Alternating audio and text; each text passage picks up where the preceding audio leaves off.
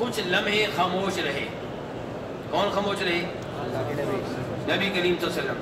فجاءہ الوحی، پھر آپ پہ وحی نازل ہونے لگی. فاشار عمر الی یعلا، جناب عمر نے یعلا کو اشارہ کیا، ادھر آؤ. فجاء یعلا، یعلا آ گئے. وعلی رسول اللہ صلی اللہ علیہ وسلم ثوب قد اضل به، نبی علیہ السلام کے اوپر ایک کپڑا تان دیا گیا تھا تاکہ آپ پہ سایہ رہے، آپ کو دھوپ نہ لگے. فادخل رأسہ، یعلا نے اپنا سر اس کپڑے میں داخل کر دیا. فَإِذَا رسول اللہ صلی اللہ علیہ وسلم محمر الوجہ، یعلا کہتے ہیں میں اچانک یہ دیکھتا ہوں کہ نبی علیہ السلام کا چہرہ سرخ ہو چکا ہے. وہی کا بوجھ، وہی کی شدت، آپ کا چہرہ سرخ ہو چکا ہے. وَهُوَ يَغِطُّ، اور آپ خراٹے لے رہے ہیں. وہی کے ہاتھ میں آپ کیا لے رہے ہیں؟ یہ سب وہی کا بوجھ جو ہے، وہی کا بھاری پن ہے، اس کا نتیجہ ہے. ثُمَّ سُرِّيَ عَنْهُ، پھر آپ کی یہ حالت ختم ہو گئی. فقال، تو آپ نے کہا اَيْنَ الَّذِي سَأَلَ عَنِ الْعُمْرَةِ، جس نے عمرے کے بارے میں سوال کیا تھا وہ کہاں ہے؟ فَأُتِيَ بِرَجُلٍ، اس آدمی کو لایا گیا. فقال، تو آپ نے کہا اغسل الطیب الذی بک 3 مرات، جو خوشبو تیرے اوپر لگی ہوئی ہے اسے 3 بار دھو دے. کتنی بار دھو دے؟ 3 بار. وَانزِعْ عَنْكَ الْجُبَّةَ، اور یہ جو تو نے جبہ پہنا ہوا ہے اس کو اتار دے. یہ تو نے جو جبہ پہنا ہوا، حالت احرام میں جبہ پہننے کی اجازت نہیں ہے، اس کو اتار دے. وَاصْنَعْ فِي عُمْرَتِكَ كَمَا تَصْنَعُ فِي حَجَّتِكَ، اور اپنے عمرے میں وہی کام کرو جو اپنے حج میں کرتے ہو. حج کے دوران جن جن چیزوں سے پرہیز کرتے ہو انہی چیزوں سے عمرے میں بھی پرہیز کرنا ہوگا. قلت لعطاء، ابن جریج کہتے ہیں میں نے عطاء بن ابی رباح سے کہا اراد الانقاء حين امره يغسل 3 مرات، جب آپ نے اس آدمی کو 3 مرتبہ کپڑے کے دھونے کا حکم دیا تو آپ کا مقصد کیا تھا؟ صفائی، یعنی کہ کیا آپ چاہتے تھے خوشبو اتر جائے؟ قال نعم، تو عطاء بن ابی رباح کہتے ہیں ہاں آپ کا یہی مقصد تھا. تو میرے بھائی اس حدیث سے کیا معلوم ہوا؟ اس حدیث سے بہت سے مسائل معلوم ہو رہی ہیں.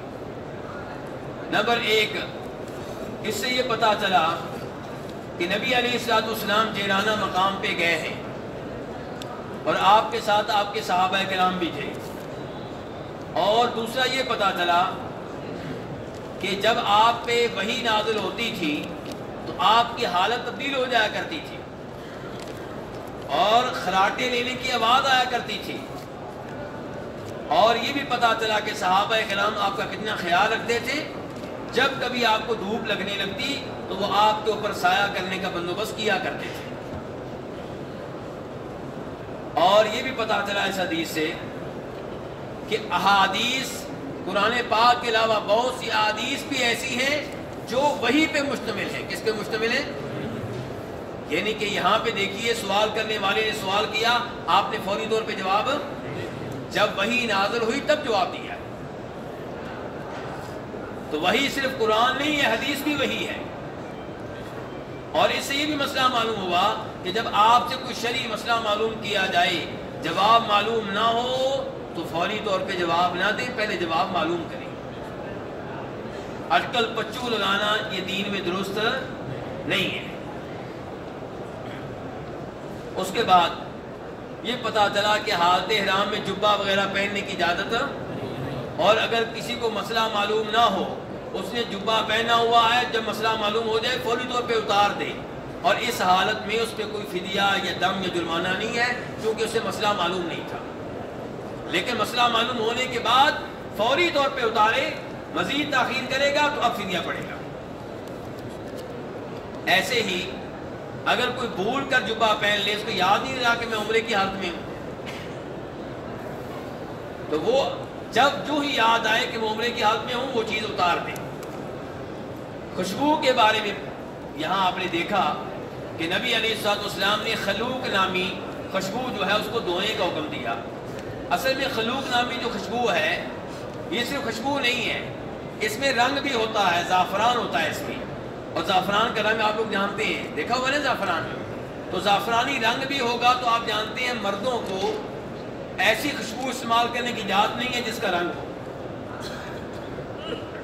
اور عورتوں کو وہ خوشبو استعمال کرنے کی اجازت نہیں ہے جس کی خوشبو آتی ہو، رنگ استعمال کرنے کی اجازت سر ہوتا ہے۔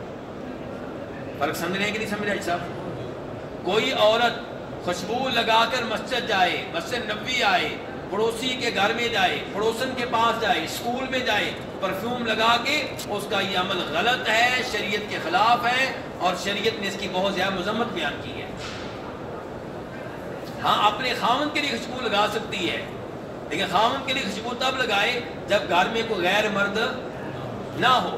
اگر گھر میں دیور بھی رہتے ہیں، جیٹھ بھی رہتے ہیں، تو پھر خاوند کے لیے بھی خوشبو لگانے کی اجازت نہیں ہے۔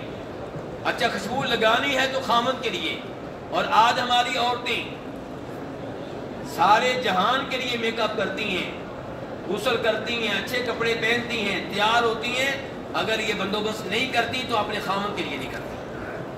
خاوند کے پاس اس حالت میں جائیں گی کہ بدبو آ رہی ہوگی، پیاز کی، پسینے کی، گندے کپڑے، اور جب باہر غیر مردوں کے پاس جانا ہے، بازار میں جانا ہے، غیروں کے پاس جانا ہے، تب میک اپ کر کے جائیں گے۔ یہ نتیجہ ہے میری اور آپ کی غیرت کے ختم ہونے کا۔ اس عورت کا ذمہ دار کون ہے؟ میں اور آپ ہیں، بطور باپ، بطور بھائی، بطور خامن۔ یہ میری اور آپ کی سستیاں ہیں، یہ میرا اور آپ کا شریعت سے اغماز ہے، شریعت کی پرواہ نہ کرنا ہے، اس کے نتائج نکل رہے ہیں۔ تو میرے بھائیوں ان چیزوں کا خیال رکھا جائے۔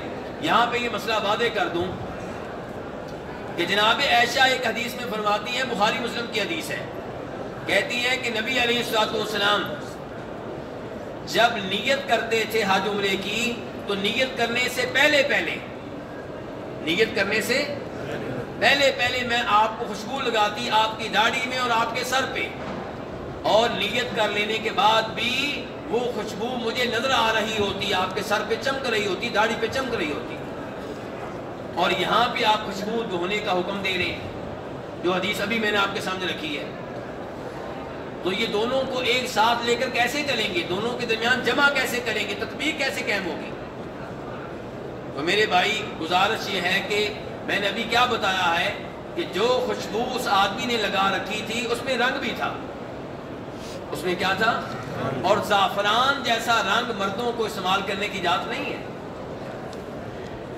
تو وہ خوشبو جس میں یہ رنگ وغیرہ ہو اس کو دھونے کا حکم دیا گیا، اور نیت کرنے کے بعد خوشبو لگانے کی بھی اجازت نہیں ہے، لیکن جو خوشبو پہلے سے سر پہ یا داڑھی پہ لگی ہے وہ لگی رہے، اس میں کوئی حرج نہیں ہے۔ لیکن جو آپ کی چادریں ہیں، کپڑا ہے، اس پہ خوشبو لگانے کی اجازت نہیں ہے، پہلے سے بھی لگی ہے تو اس کو دھو ڈالیں۔ چادروں پہ خوشبو اگر پہلے سے بھی لگی ہے تو اس کو، لیکن غسل کرنے کے بعد نیت کر لینے سے پہلے آپ سر پہ اور داڑھی پہ خوشبو لگا سکتے ہیں، لیکن نیت کر لینے کے بعد خوشبو لگانے کی اجازت نہیں ہے۔ اللہ رب العزت سے دعا ہے کہ وہ ہمیں نبی علیہ السلام کے طریقے کے مطابق حج کرنے کی توفیق عنایت فرمائے، اللہم آمین۔ اور اللہ رب العزت ہمیں شریعت سیکھنے کی، قرآن و حدیث سیکھنے کی توفیق عنایت فرمائے۔ اب میں آپ کے سوالوں کی طرف آتا ہوں، اور مسئلہ یہ ہے کہ سوال آپ کے کافی آج بھی آ چکے ہیں، اور مجھ سے جو پہلے آپ کے سوال ہیں ان سے